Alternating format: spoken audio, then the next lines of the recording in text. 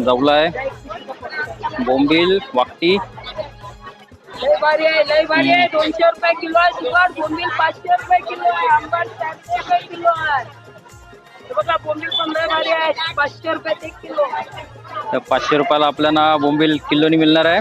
आणि कोलिंग पण 200 रुपये किलो जवला सुकट. कोलिंग पण एकदम फ्रेश आहे. 400 रुपये किलो आंबाडी आहे. आंबा 400 रुपये किलो आहे. मासू सुकट आहे 300 रुपये किलो. सोडे आहेत 1800 रुपये किलो. थोडे 1800 रुपये किलो. तर एक सोडा दाखव ना. बघा सोडा 1800 रुपये किलो सोडा आहे. काय सुकट जेवणा 100 चे अर्धा.